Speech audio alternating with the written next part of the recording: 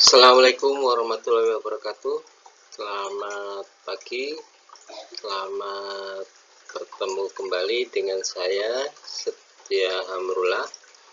Kali ini saya akan menyampaikan materi tentang pengenalan akademik.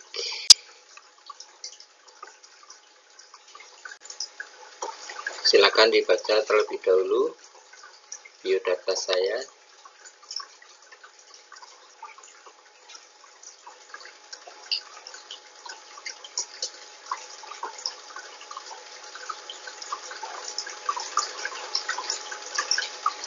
Oke, kita lanjutkan. Sesuai jadwal, hari ini pukul 8 sampai 8.30 nanti kita akan bicara tentang pengenalan akademik. Nanti apabila di tengah perjalanan ada yang bermasalah, silakan hubungi nomor-nomor pendamping yang ada di sini yang sudah saya sampaikan beberapa waktu yang lalu. Kemudian untuk menghemat kuota, silakan monitor kalian dinonaktifkan dengan cara tekan layar kemudian tekan gambar kamera. Oke, untuk struktur kurikulum di SMA Negeri 1 Serandagan, ini perbandingan antara jumlah jam pelajaran pada waktu normal dan pada masa COVID-19. Pendidikan agama yang 3 jam, ini pada masa COVID tinggal 2 jam, PKN 3 jam, menjadi 2 jam, bahasa Indonesia 6 jam, menjadi 4 jam, matematika 5 jam, menjadi 4 jam,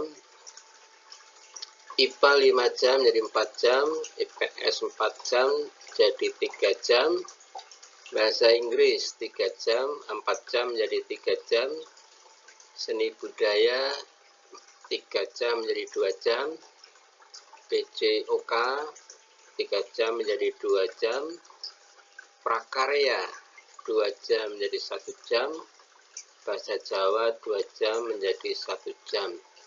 Nah, total pada waktu normal itu 1 minggu 40 jam, tapi di masa pandemi COVID-19 ini kita nanti akan melaksanakan per minggunya 28 jam. Namun ini nanti masih akan kita bahas di hari Kamis sampai Sabtu mendatang. Untuk jadwal pelajaran untuk kelas 7 nanti mulai hari Kamis, Jumat, Sabtu ini jadwal berlaku mulai hari sampai tanggal 18, hari Sabtu tanggal 18. Sehari hanya 2 mata pelajaran. Ini alternatif jadwal yang kita mulai tanggal 20. Nanti jadwalnya menyusul saya sampaikan paling lambat hari Minggu.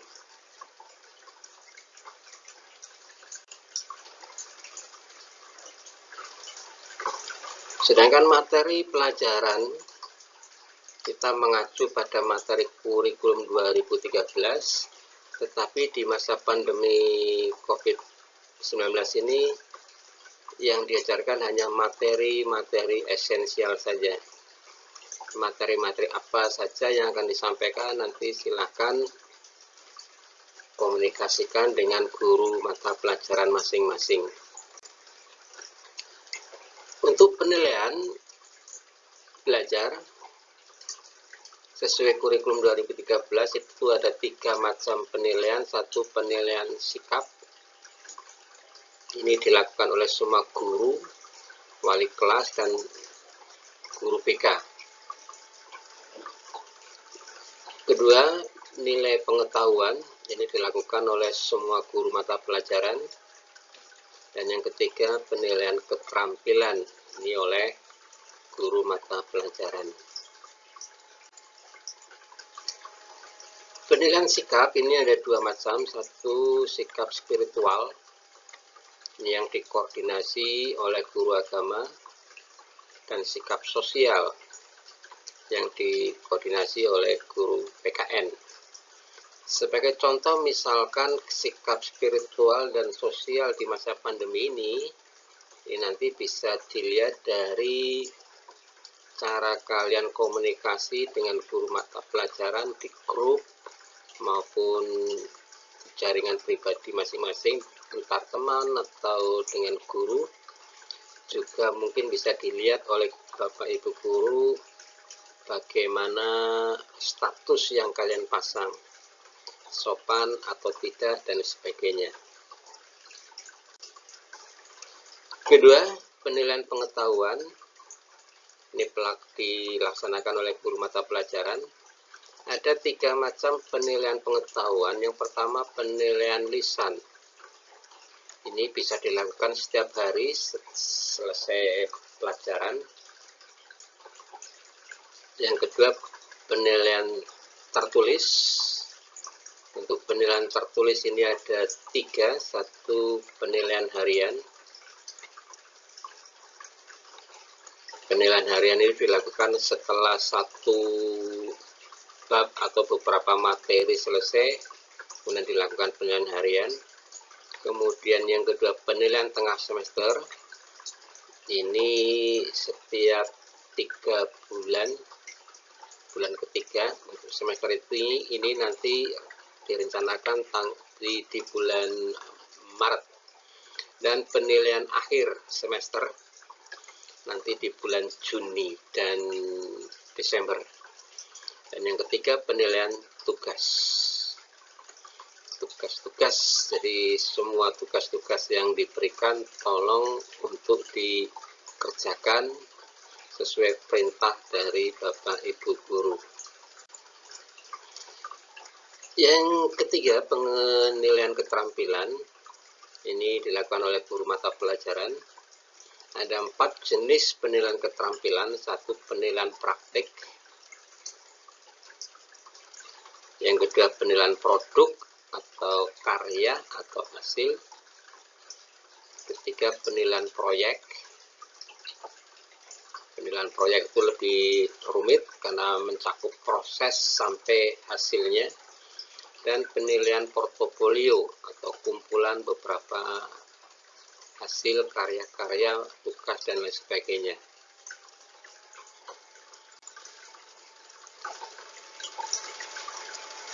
Selanjutnya, ketuntasan belajar minimal. Ini setiap mata pelajaran berbeda-beda tergantung dari hasil analisa guru masing-masing. Untuk kelas 7, ketuntasan belajarnya seperti ini: agama 67, PKN 70, bahasa Indonesia 70, matematika 65, IPA 65, IPS 69, bahasa Inggris 65, seni budaya 75, pendidikan jasmani 60, prakarya 75, mulok 65. Namun ini nanti masih akan dibahas di dalam workshop hari Kamis sampai Sabtu besok. Sementara kita pakai ketuntasan belajar yang ini.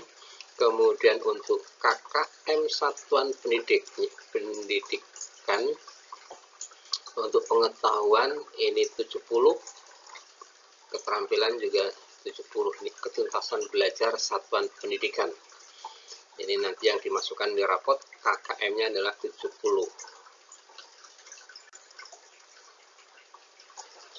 Berikutnya tentang kenaikan kelas. Kenaikan kelas dilaksanakan setiap akhir tahun pelajaran atau setiap semester genap. Kedua, kenaikan kelas didasarkan pada penilaian hasil belajar pada semester genap dengan mempertimbangkan seluruh KD yang belum tuntas pada semester ganjil. Harus dituntaskan sampai mencapai KBM yang ditetapkan sebelum akhir semester genap. Nilai kenaikan kelas harus tetap memperhitungkan hasil belajar peserta didik selama 1 tahun pelajaran berlangsung. Ini syaratnya, peserta didik dinyatakan naik kelas apabila memenuhi kriteria sebagai berikut. 1. kompetensi inti 1 dan 2, ini kompetensi sikap spiritual dan sikap sosial, minimal baik. Ya, sikap kalian bisa naik minimal baik. Nilainya 100 semua, tapi kalau sikapnya nilainya C, ini nanti tidak naik. Yang kedua, kompetensi inti 3 pengetahuan dan kompetensi keterampilan KI4 ini juga harus tuntas. Mata pelajaran KBM, ketuntasan belajar minimal, yang tidak tuntas lebih dari 2 mata pelajaran dikatakan tuntas jika KI3 dan KI4 telah tuntas dengan predikat minimal C. Jadi kalau KKM sekolah tadi 70, itu baru C predikatnya. Predikat pengetahuan dan keterampilan ini didasarkan pada KBM masing-masing sekolah, yaitu kita adalah 70.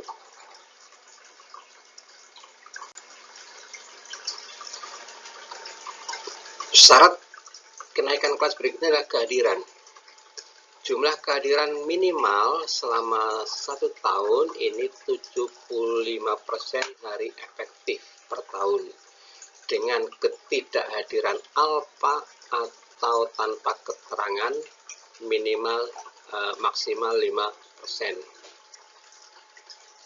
Jadi boleh alfa, silahkan kalau mau alfa, tidak masuk bolos, tapi kalian hitung 5% per tahun. Dan yang keempat, mempunyai nilai pengembangan diri wajib, yaitu pramuka atau pilihan ekstrakurikuler juga minimal baik. Untuk syarat keempat ini akan kita bahas lagi di workshop, karena di masa pandemi tidak mungkin kita melaksanakan kegiatan pengembangan diri baik pramuka maupun ekstrakurikuler. Yang terakhir, pesan tetap di rumah, jaga kesehatan, dan apabila terpaksa harus keluar, kalian gunakan masker, cuci tangan dengan hand sanitizer atau sabun dengan air mengalir, jaga jarak, dan hindari kerumunan. Semoga kita selalu diberi kesehatan. Amin. Demikian materi yang bisa kita sampaikan, kurang lebihnya mohon maaf.